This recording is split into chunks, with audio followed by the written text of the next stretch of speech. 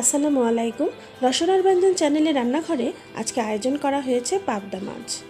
তবে পাবদা মাছটাকে আজকে আমি একেবারে এমনি রান্না করিনি, তার সাথে আমি ব্যবহার করেছি এখানে পেঁয়াজের পাতা।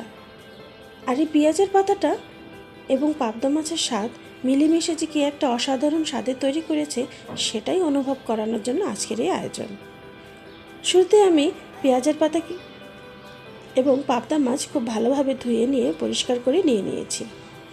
পাবদা মাছগুলো সাধারণত একটু নরমই হয়, তাই লবণ, হলুদ এবং মরিচ দিয়ে খুব ভালোভাবে পাবদা মাছটাকে মাখিয়ে আমি এভাবে রেখে দিয়েছি।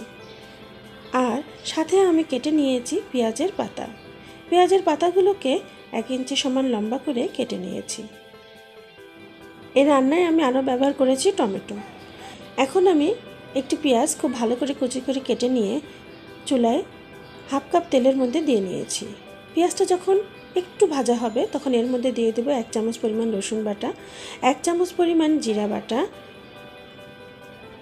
আরও দিব স্বাদ মতো লবণ ও 1 চামচ পরিমাণ হলুদের গুঁড়ো। আপনারা ইচ্ছা করলে এখানে কাঁচামরিচও ব্যবহার করতে পারেন। আমি 1 চামচ পরিমাণ শুকনো মরিচ ব্যবহার করেছি। এসব মশলা দেওয়ার সাথে সাথে আমার পেঁয়াজগুলো একটু ব্রাউন হয়ে আসবে। এটাকে কষিয়ে নিয়ে এর মধ্যে দিয়ে দেব আমি মাছগুলোকে আমি 1 থেকে 2 মিনিট ওই কষানো মশলাটার সাথে একটু কষিয়ে নেব। খুব সাবধানে নাড়বেন, খেয়াল করবেন যেন মাছগুলো ভেঙে না যায়, কারণ পাবদা মাছ খুবই নরম। মাছগুলোকে একটু কষিয়ে নিয়ে এর মধ্যে আমি দিয়ে দেব পেঁয়াজের পাতাগুলো। পেঁয়াজের পাতা দিয়ে আপনারা অল্প একটু পানি দিয়ে, মানে 1/2 কাপ পানি দিয়ে এটাকে ঢাকনা দিয়ে রান্না হওয়ার জন্য রেখে দিবেন। চুলার জালটা এই পর্যায়ে অবশ্যই বাড়িয়ে দিতে হবে, কারণ পেঁয়াজের পাতা থেকে প্রচুর পরিমাণ পানি বের হয়। চুলার জাল কমানো থাকলে পানি এবং মাছের মধ্যে স্বাদটা একেবারে নষ্ট হয়ে যাবে। তাই চুলার জাল একেবারে হাই করে দিয়ে রান্নাটা শেষ করবেন। দেখুন কত পানি বের হয়েছে। এই অবস্থায় আমি ততক্ষণ পর্যন্ত রান্না করব যতক্ষণ না আমার সম্পূর্ণ পানি শুকিয়ে একেবারে মাছটা তেলের উপর চলে আসে।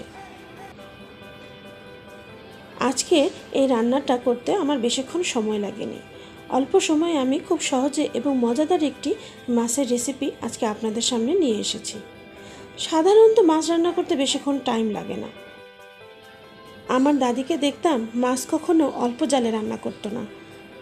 খড়ির চুলায় দাউ দাউ করে আগুন জ্বলে উঠতো, এই অবস্থায় মাছ রান্না করত। স্বাদ এবং গন্ধ অসাধারণ হতো।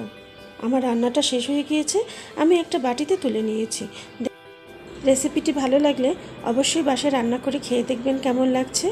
আমার চ্যানেলের সাথেই থাকবেন এবং আমাকে সাবস্ক্রাইব করে আরও ভালো কাজ করার সুযোগ দেবেন। সবাই ভালো থাকবেন, সুস্থ থাকবেন, আমার চ্যানেলের সাথেই থাকবেন। আসসালামু আলাইকুম।